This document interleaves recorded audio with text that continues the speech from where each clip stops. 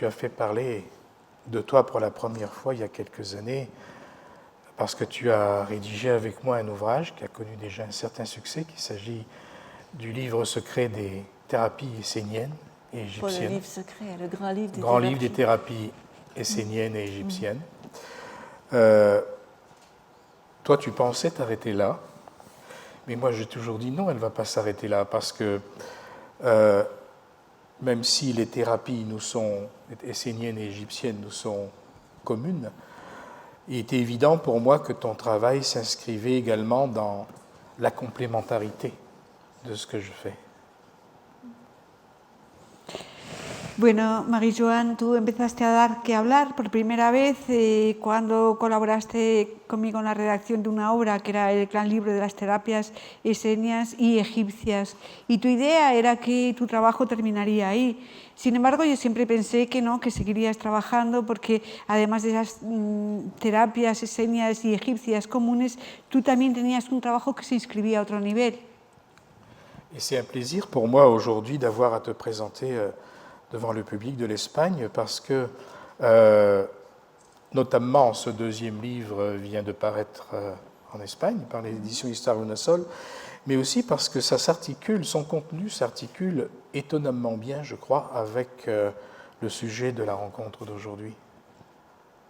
Y para mí es una gran alegría presentarte al público español porque el segundo libro, que de hecho lo acaba de publicar Istar Lunasol, su contenido encaja perfectamente con el tema de nuestro encuentro de hoy aquí. En effet, tout au long de la journée, nous avons essayé d'aborder le thème de l'ouverture de la conscience et en faisant cela, tout naturellement, j'ai été obligé d'évoquer le besoin de notre conscience humaine pour grandir, de rechercher sa parenté, ou du moins son union possible, nécessaire, avec l'ensemble de ce qui existe. Et l'ensemble de ce qui existe, ce n'est pas seulement la création dans son ensemble, ce n'est pas seulement les êtres humains, mais c'est aussi le support quotidien de la nature dans laquelle nous vivons. Porque hoy es un día en el que hemos estado hablando de la apertura de la conciencia y para ello he tenido que evocar la necesidad de que para que nuestra conciencia humana se expanda, pues que busquemos la unión posible con todo lo que existe, y todo lo que existe no es solamente la creación, los seres humanos, sino también el soporte de nuestra vida cotidiana, que es la naturaleza. Et ce support de la nature dans lequel nous vivons et avec lequel il nous faut de plus en plus entrer en communion, en état de reconnaissance, eh bien, c'est le monde de la nature dans ce que celui-ci a de plus subtil. Et c'est un monde, ce monde subtil de la nature, qui était très présent parmi les humains, parmi nous, il y a des millénaires, et que petit à petit, eh bien, ce que j'appelais ce matin notre rationalisme irrationnel, a mis de côté. Et en faisant cette démarche qui est nôtre aujourd'hui, eh bien, il me paraît tout à fait normal, quant à moi, d'évoquer l'existence des forces qui régissent la nature, et en particulier de celles qui nous paraissent manifestement les plus explicitement lumineuses et proches de l'être humain. Alors c'est en ce sens-là que ton livre, qui parle du monde des elfes, vient véritablement bien, je crois, s'emboîter dans notre propos de cette fin de semaine.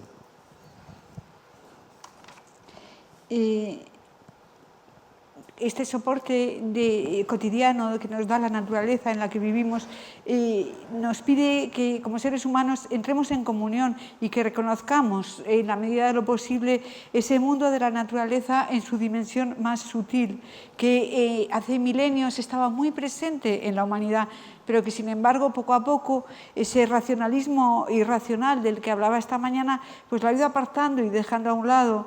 Y yo creo que si hoy tenemos que evocar imperativamente que existen fuerzas que rigen la naturaleza y tienen que ser necesariamente las más luminosas y las más cercanas al ser humano al mismo tiempo, que en este libro que has publicado sobre el mundo de los elfos hablas de ello y encaja maravillosamente con nuestro discurso de este fin de semana.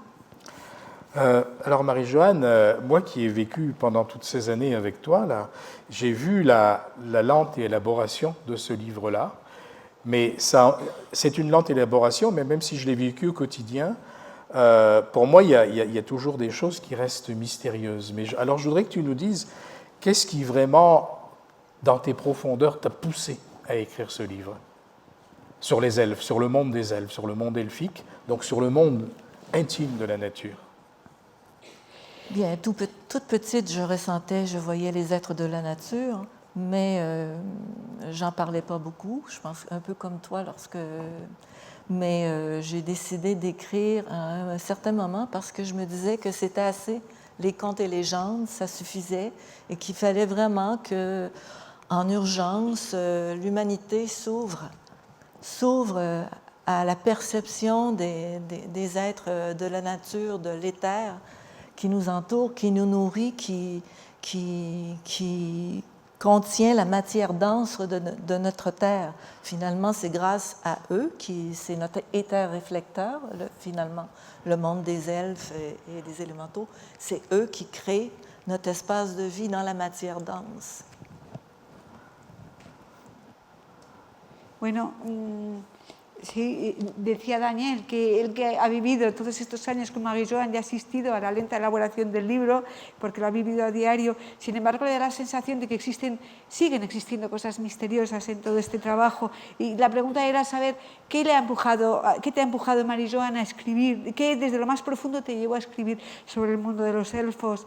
Y la respuesta es que desde muy pequeña veía y sentía esos seres, esa vida en la naturaleza y sin embargo nunca oía hablar de ellos y llegó un momento que decidió que era necesario escribir, que era necesario rescatar todo eso de forma urgente para la humanidad, para salvar en la humanidad la percepción del mundo natural, de la tierra que nos alimenta y que contiene la materia densa, porque son esos seres, esos elfos, esos elementales los que crean el espacio donde se puede desarrollar la materia. Et bien sûr, on a lu beaucoup de témoignages récents depuis les dernières années qui racontent les elfes, les lutins, etc., le monde de l'invisible. Mais ce sont tous des témoignages qui viennent de messagers, de gens qui ont entendu, qui ont perçu des messages qui viennent de ces mondes de l'éther. Mais jusqu'à maintenant, en tout cas à ma perception, à ma connaissance, personne a vraiment témoigné dans le sens, pas comme messager, mais comme ayant eu une existence propre dans le monde des elfes. C'est-à-dire qu'il y a 11 000 ans, celle que je nomme Gwynedith, celle qui raconte, eh bien, c'est l'histoire de mon âme. Je suis allée chercher dans les annales akashiques et je raconte ce monde du dedans. Je le vis du dedans et je raconte le mieux possible tous ces éléments, parce que c'est quasiment indéfinissable de raconter, parce qu'il n'y a rien d'humain dans le monde des elfes et des êtres de la nature. Donc j'ai fait ce que je pouvais pour le transcrire au mieux et informer.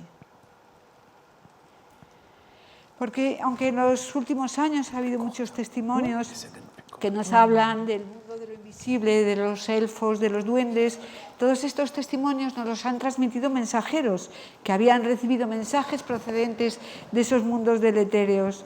Pero que yo sepa, nadie ha dado un testimonio directo, o sea, no hay nadie que no haya hablado como mensajero, sino como habiendo vivido en su propia existencia el mundo de los elfos. En este libro hablo de Gwynedith, de una historia que se sitúa hace 11.000 años y es la historia de mi alma a la que he podido tener acceso a través de los anales acásicos. Entonces lo cuento desde dentro, intento contarlo de la mejor manera posible porque es un mundo que es casi indefinible y en el mundo humano no existe nada del mundo de los elfos. Entonces he intentado transcribirlo pues desde dentro. Oui, en réalité, ton livre est très différent de tous ceux qui parlent des mondes subtils de la nature, des mondes des elfes. essentiellement parce qu'il s'agit d'un témoignage vécu, c'est bien ça. Hein. Oui. Alors que la plupart des livres qui traitent de ce monde-là, ou même la quasi-majorité, la totalité, pourrait-on dire, ont toujours la connotation de canal de perception. Oui, je voulais dire la connotation de conte et de légende. Et toi, tu as donc voulu parler d'un vécu qui t'est propre. Une histoire authentique, c'est sûr que... Oh. No, Excuse-moi. No, sí, no, bueno, simplemente la pregunta de Daniel es que en este libro, a diferencia de todos los libros que intentan hablar del mundo sutil, de la naturaleza y de los elfos, se trata de una vivencia, de algo que se ha vivido, mientras que la mayoría de los libros tienen una connotación un poco de cuento, de leyenda, ¿no? Y esto, en cambio, sería una historia auténtica. Naturellement, on est libre de me croire ou de ne pas me croire, mais j'ai décidé de, sous un peu de pression de ma part, il faut le dire, de le dévoiler pour affronter finalement qu'est-ce que j'étais et surtout pour rendre service et pour ouvrir les consciences face à ces forces qui finalement nous nourrissent, nous maintiennent en vie et sont à l'affût d'un éventuel changement chez nous majeur. Bueno, cada cual es libre de creerme o no creerme, pero yo decidí, ayudada por una presión intensa de Daniel, todo hay que decirlo, a revelarme, o sea, a desvelarme, a afrontar lo que soy, en un afán de servicio y de apertura de las conciencias ante estas fuerzas que en definitiva son las que nos alimentan y las que nos dan la vida y que están pendientes esperando que se produzca un cambio en nosotros. Moi, ce que j'ai remarqué au fur et à mesure que je découvrais les lignes que tu écrivais, c'est que jamais tu ne cherchais à convaincre de la réalité de ce monde-là. Et ça m'a paru important parce que la plupart du temps, quand on témoigne de contacts, je dirais, exceptionnels, qui sont de l'ordre du subtil, on se trouve assez facilement face à des personnes qui veulent nous persuader de quelque chose comme s'ils étaient en mission. Alors, est-ce que tu peux nous parler de cette intention de toi peut-être de te sentir porteuse de quelque chose, mais pas chercher du tout à persuader autrui? Non, je ne voulais surtout rien forcer, ne pas faire dans la prétention. On va laisser très bien. Ça va continuer. Ça va? Oui, tout à fait. Je continue? Oui.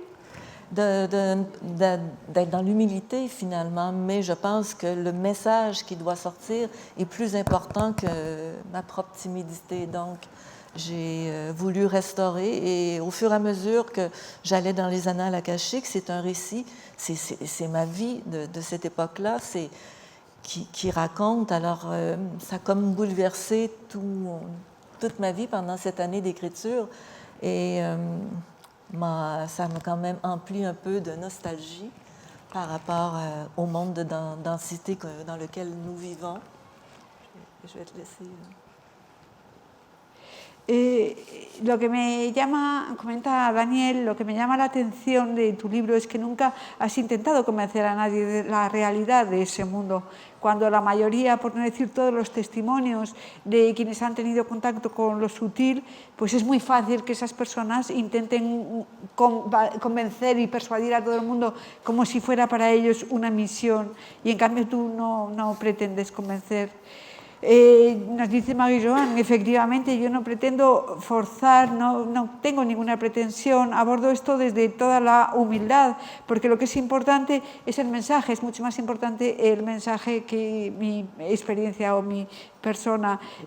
A lo largo de las visitas acásicas he podido recuperar el relato de esa vida y todo este año de escritura ha trastocado completamente mi existencia porque me ha invadido una gran nostalgia por ese mundo. Est-ce que tu peux nous parler un petit peu de ce monde que tu as découvert, ses principales, je dirais, caractéristiques? Je dis les quatre règnes. Pas nécessairement, mais le monde elfique, comment toi tu l'as revécu, comment tu l'as restitué? Je l'ai restitué, c'était très difficile à restituer parce que parce que j'avais rien de comparable en langage humain, rien qui pouvait se comparer à l'intensité de lumière.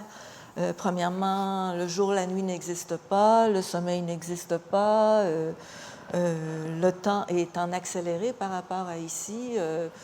On ne parle pas de semaines, on parle de quadrimènes, de 28 quadrimènes. 40 jours elfiques vont donner 100 ans chez l'humain. Et toutes les saisons étaient indiquées par... j'ai fait au mieux. Finalement, l'hiver, c'est la saison bleue. C'est comme ça que ça s'appelle, la saison bleue. L'été, c'est la saison rouge. Le printemps, la saison verte.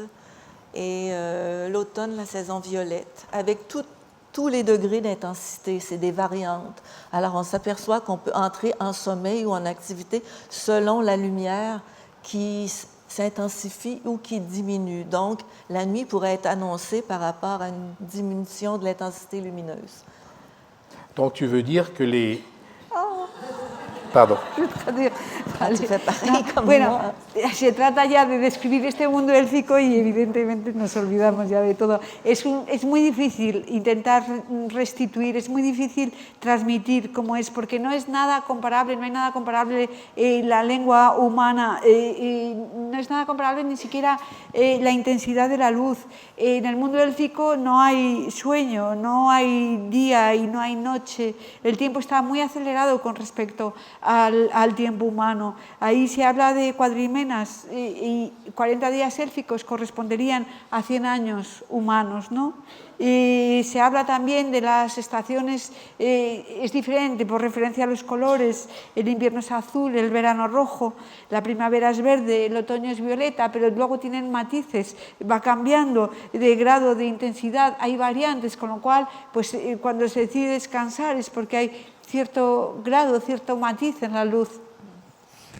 Oui, donc tu veux dire que ta principale difficulté, finalement, ça a été de trouver un vocabulaire adapté à des concepts qui n'existent pas vraiment sur Terre. Pour l'humain qui ne peut pas comprendre dans sa densité le monde aérien tel qu'il est complètement modulable, complètement d'un autre niveau de conscience. Par modulable, tu veux dire on peut changer psychiquement, modulé par le psychisme. C'est ça, et on peut changer de forme, on peut faire finalement ce qu'on veut, on ne meurt pas, on meurt pas physiquement d'une mort, notre âme se lasse, c'est l'instant d'une seconde, et on se réincarne. Dieu n'existe, le concept de Dieu n'existe pas, donc ça c'est assez difficile à faire comprendre.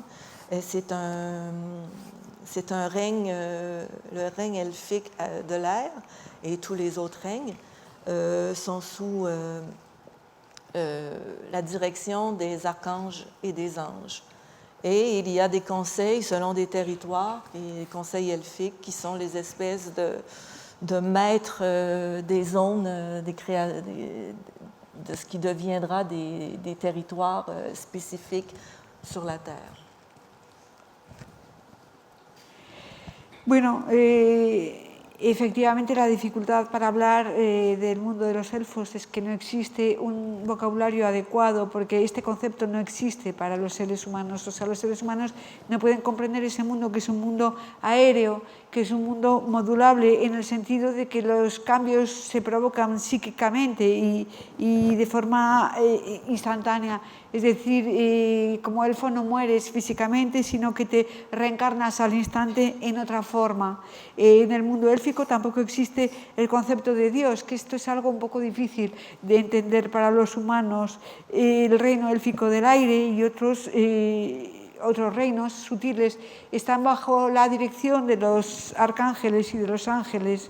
Hay unos consejos élficos territoriales que lo que son los maestros o los amos de las ondas de lo que serán territorios en la Tierra.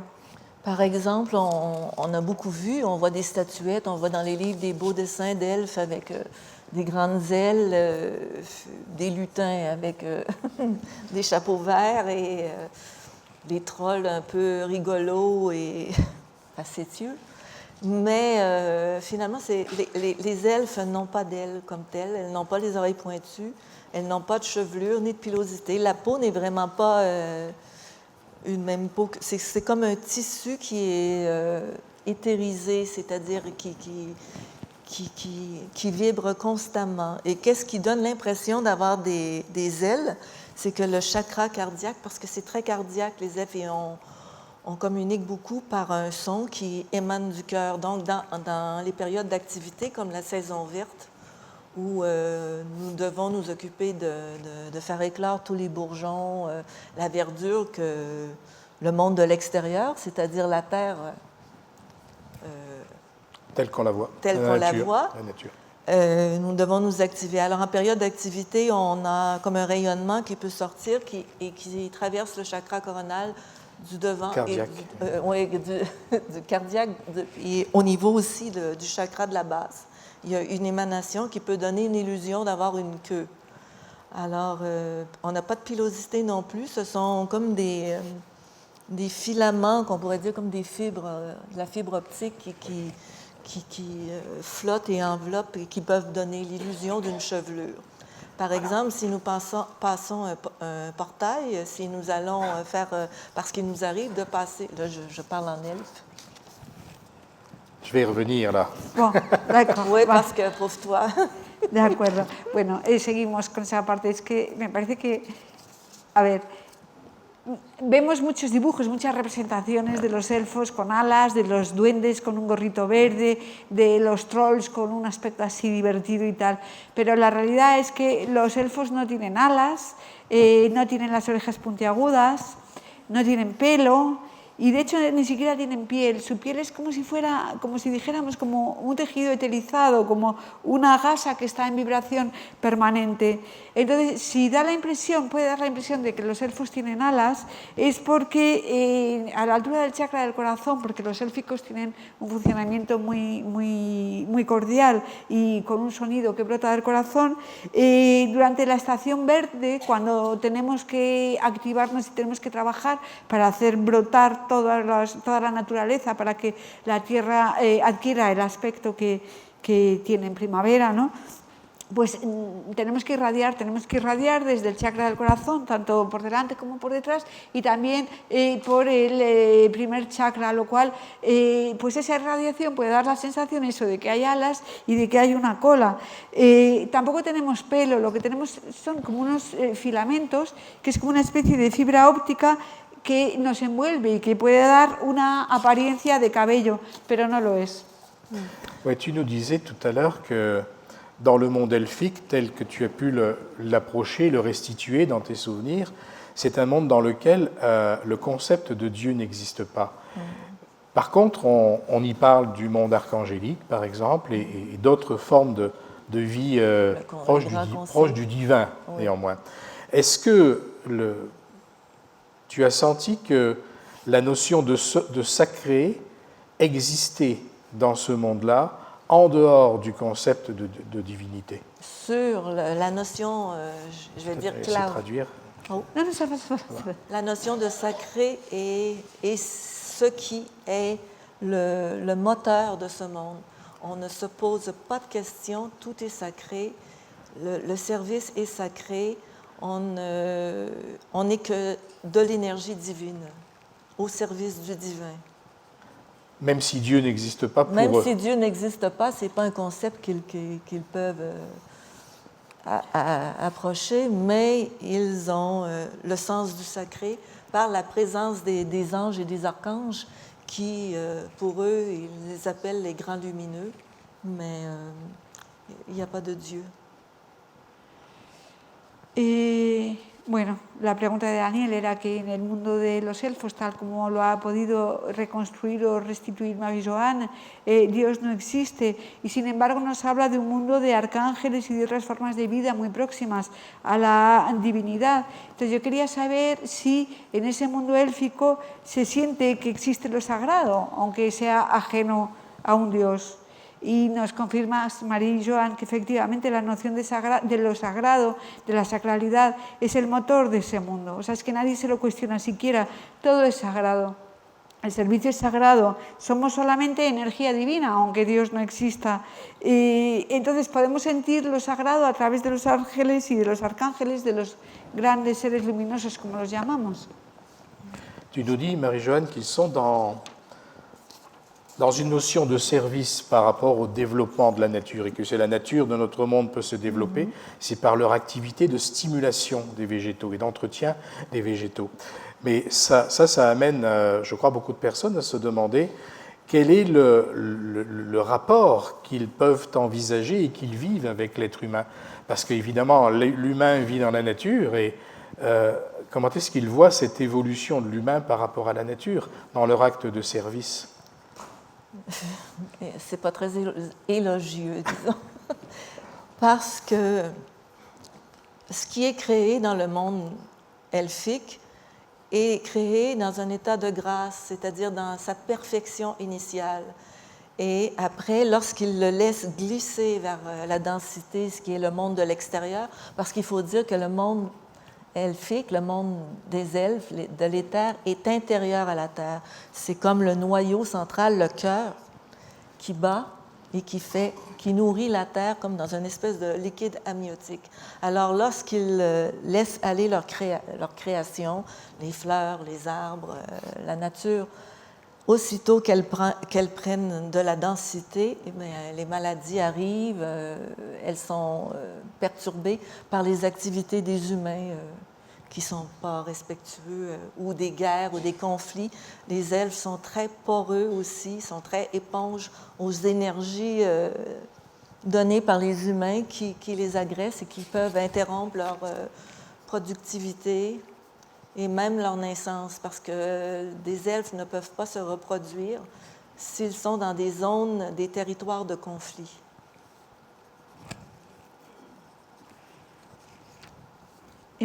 Bueno, la pregunta de Daniel es que hablaba Marie-Joanne de la noción de servicio de los elfos para el desarrollo de la naturaleza, es decir, que ellos hacen un trabajo de estimulación y de mantenimiento del mundo vegetal, pero ¿cuál es su relación con los seres humanos?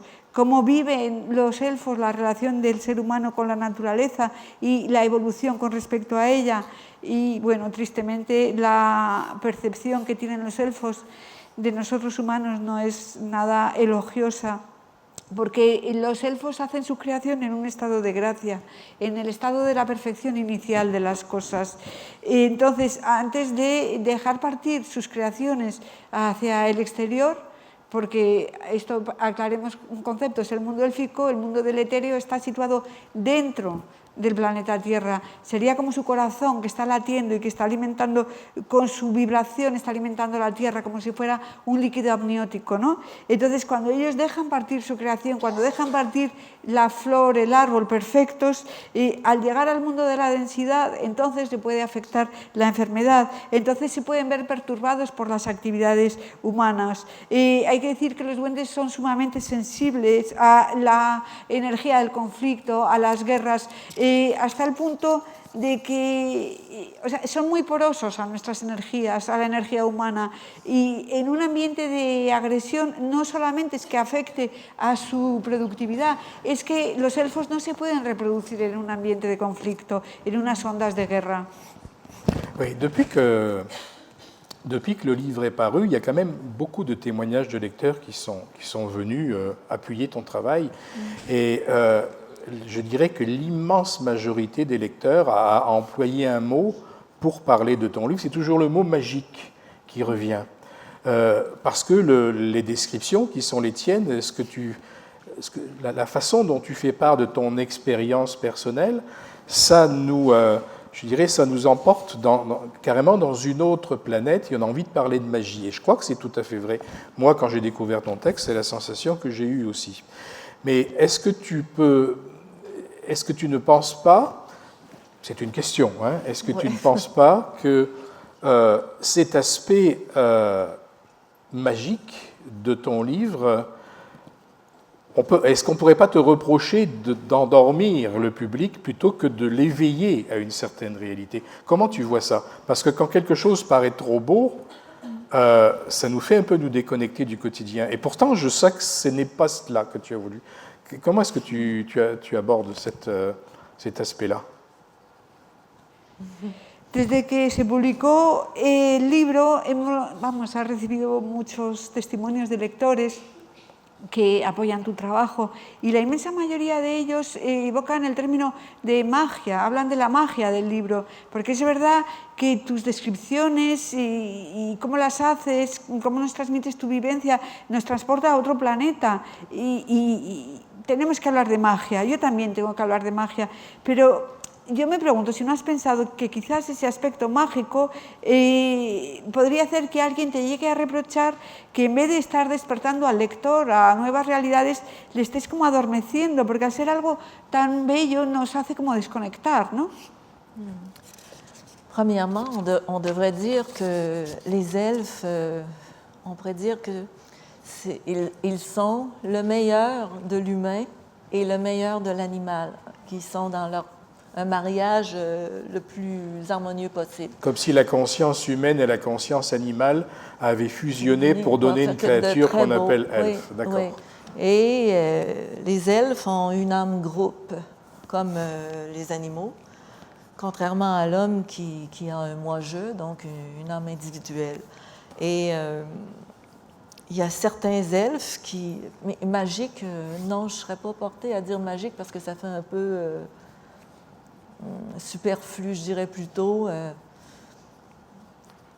bouleversant, perte de repères, étrange, mais c'est pour faire avancer, c'est pour ouvrir des consciences, parce que ce que Gwynedis, celle qui était moi, au centre du récit, oui, qui raconte, elle raconte au fil du temps toute sa révolte, sa rébellion face à l'âme groupe, pour s'individualiser, c'est-à-dire elle a fait preuve d'audace pour chercher la liberté, parce que les elfes, en étant dans la notion de service, n'ont aucun libre arbitre.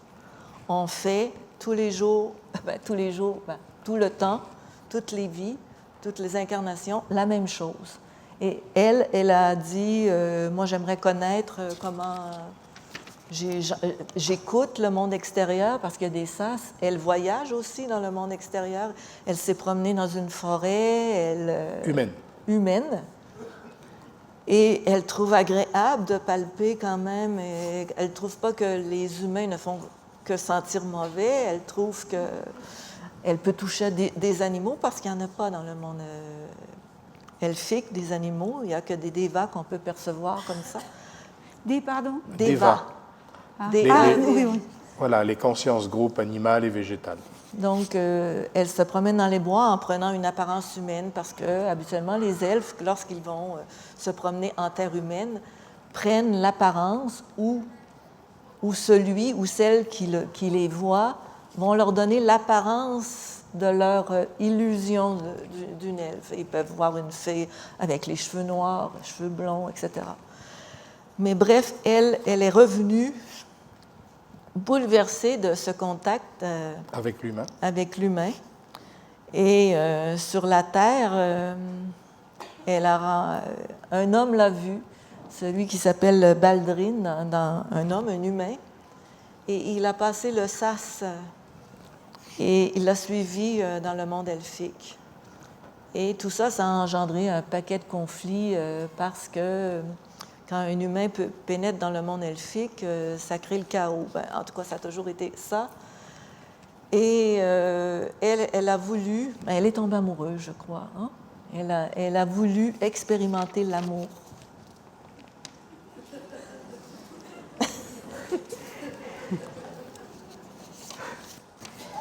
Bueno, en primer lugar tengo que decir que los elfos son lo mejor del humano y lo mejor del animal. Es una fusión que alcanzan en plena armonía, es la fusión de la conciencia humana con la conciencia animal. Pero los elfos son como los animales, lo que tienen es un alma colectiva, un alma grupal, no tienen un yo individual como el ser humano. Yo no quisiera hablar de mágico, porque mágico parece como muy superfluo. Yo creo que más bien tenemos que hablar de algo que trastoca, que nos hace perder las referencias, que es totalmente extraño y que, al contrario, es para abrir nuestras conciencias, ¿no? Gwenedith, la protagonista, la que fui yo, nos cuenta cómo se rebeló contra ese alma grupal, ¿no? Para intentar obtener una individualidad propia, porque hay que decir que los elfos no gozan de ninguna libertad, no tienen libre albedrío, ellos en su vida de servicio hacen siempre lo mismo, cada día, cada año, durante todo el tiempo. Entonces, la protagonista del relato, que escuchaba, porque se puede escuchar, hay puertas, hay pasos entre un mundo y otro, y entonces ella escuchaba lo que ocurría en el mundo humano, tenía mucha curiosidad, y entonces viajó y caminó por un bosque humano, o un bosque del mundo humano, y vio que le gustaba tocar, y que los humanos pues no solamente olemos mal, sino que también podía tocar a los animales. En el mundo de los elfos no hay animales como tales, solo existen los devas, ¿no?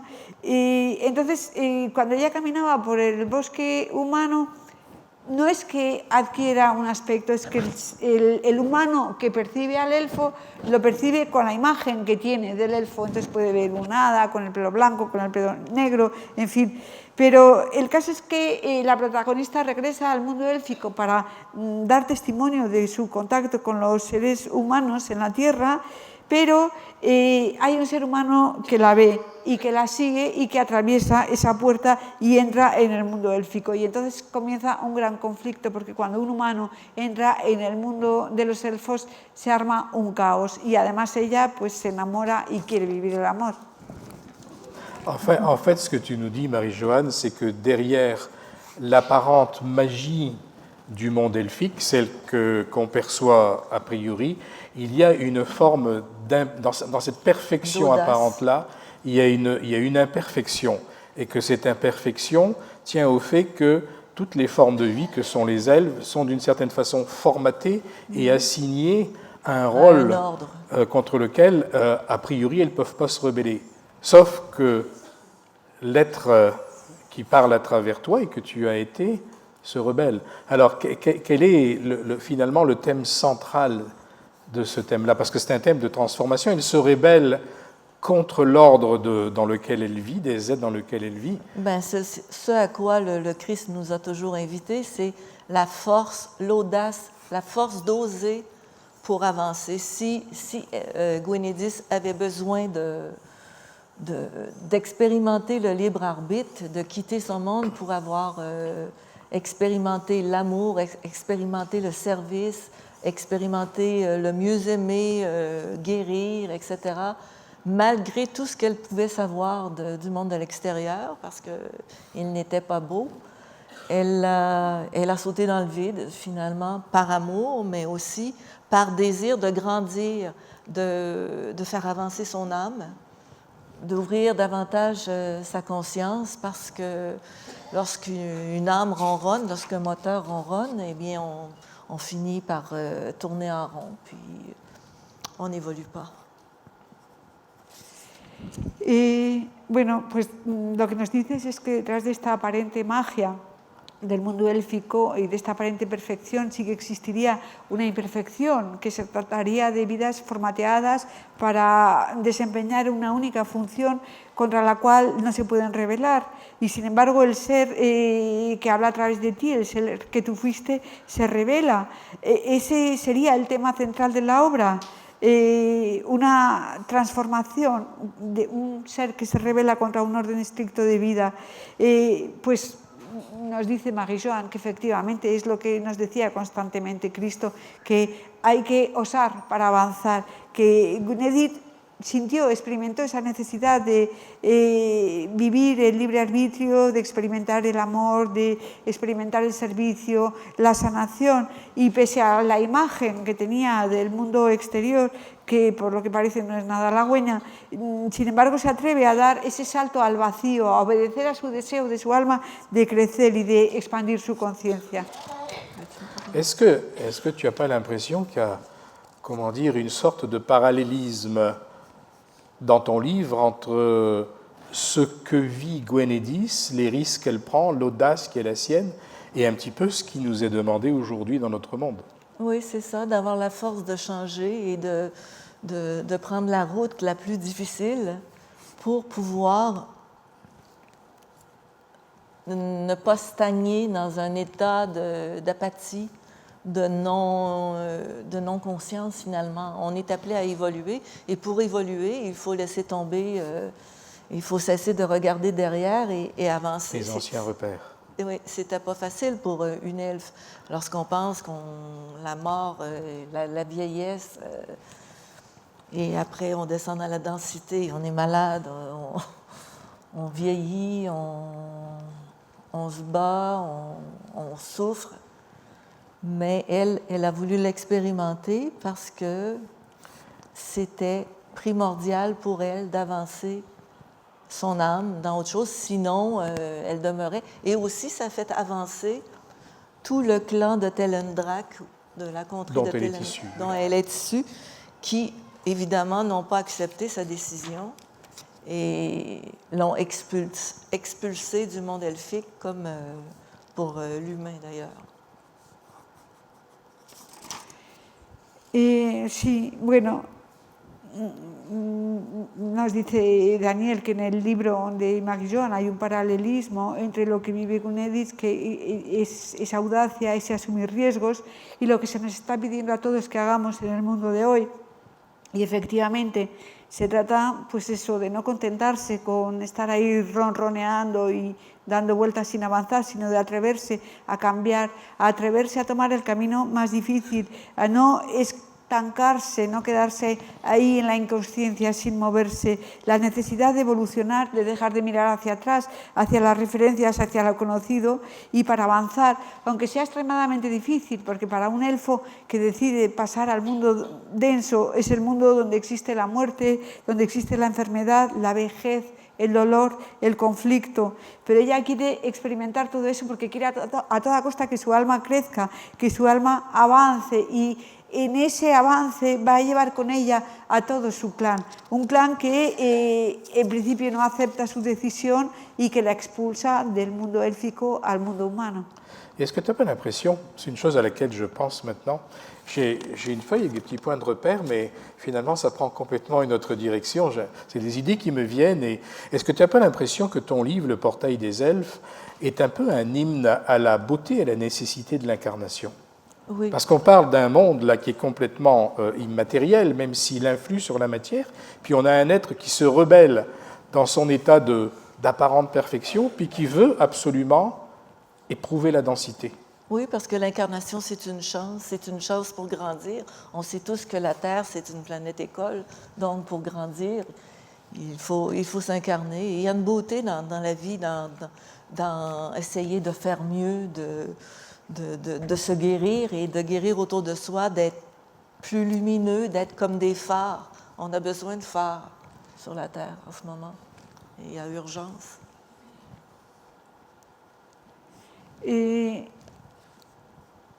Yo había tomado notas para hacerle una serie de preguntas, pero al final me olvido de ellas porque me van saliendo las cosas y las preguntas sobre la marcha. En este libro sobre el umbral de los elfos, ¿no estás, a fin de cuentas, haciendo el elogio de la belleza y de la necesidad de encarnarse?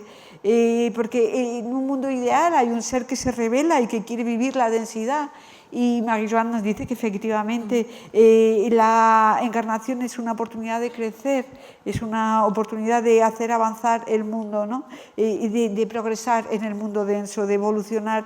Para crecer es necesaria esa encarnación, pero esa encarnación encierra toda la belleza de ser, de crecer, de curar, de convertirnos en una luz para los demás, de convertirnos en un faro, en un momento en que hacen falta muchos faros de manera urgente.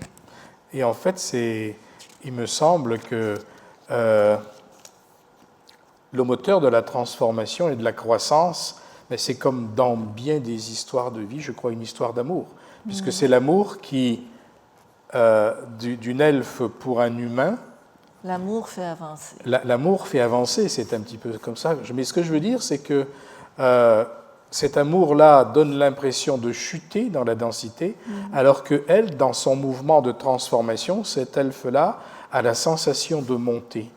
Et moi, personnellement, ça me fait beaucoup penser à un film qui est vieux maintenant, un très très beau film, qui m'avait beaucoup impressionné il y a 25 ou 30 ans, qui s'appelait Les ailes du désir. Beaucoup de personnes ont sans doute vu ce film. C'est Les ailes du désir, racontait la chute, voilà, City of Angels en version américaine, l'amour d'un ange qui ne s'est jamais incarné pour une humaine, et cet amour le fait découvrir la beauté de l'incarnation. J'ai l'impression qu'il y a une espèce de parallélisme, oui. J'y pense tout à coup aussi. Est-ce que c'est, je veux dire, est-ce que c'est pas une leçon qui est de l'ordre christique, tout ça? Bien oui, je pense que c'est vraiment ce que le Christ cherchait à nous faire comprendre, à évoluer en aimant, en cherchant toujours à plus aimer, à plus. Et en ne rejetant pas le corps. Oui, en incarnant bien sa chair, hein, ce qu'une elfe ne fait pas très bien.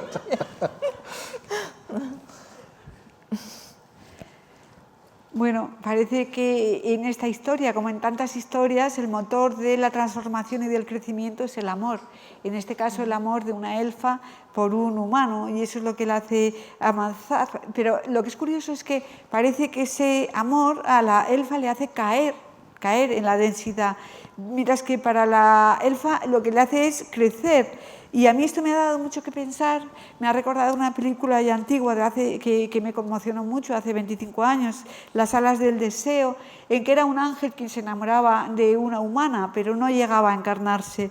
Pero sin embargo, creo que esta historia describe la belleza de la encarnación y me parece encontrar aquí un paralelismo con las lecciones crísticas. Y Marie-Joanne nos dice que efectivamente, que sí, que lo que intentó Cristo hacernos comprender es que necesitamos evolucionar y que para evolucionar tenemos que amar más y que además no tenemos que rechazar el cuerpo, no tenemos que rechazar la carne. D'ailleurs, je voudrais juste ajouter que l'archange qui a dirigé Gwenédis dans sa rébellion, dans son passage, c'est l'archange Michael qui finalement est le Christ. De hecho, quisiera añadir que el arcángel que dirige a Gwenédis en esa rebelión y en ese paso que da es el arcángel Michael, que es Cristo. Marie-Joanne, on te remercie. On te remercie d'avoir accepté de passer au-delà de ta timidité et de ton humilité pour nous parler de ton expérience qui, je ne dis pas ça parce que je suis ton mari, mais moi que je trouve tout à fait exceptionnel. D'ailleurs, le contenu de ce livre, dès les premiers jours où on s'est connus, il y a une dizaine d'années, tu m'en as parlé en substance. Ça t'habitait très profondément, puis je crois qu'on peut te remercier d'avoir mis ça sur papier. Voilà, une des premières choses. Bueno, pues muchas gracias Marie-Joanne por aceptar superar tu timidez y tu humildad para venir a contarnos tu experiencia. Y de hecho, bueno, yo aquí no hablo como marido, sino como cuando te conocí ya hace más de 10 años, te sentí como ser excepcional, sentí que tenías ya ese relato y que necesitabas decirlo y fue una de las primeras cosas de las que hablamos. Pero no, Marie-Joanne dice que de lo primero que hablaron fue de Cristo.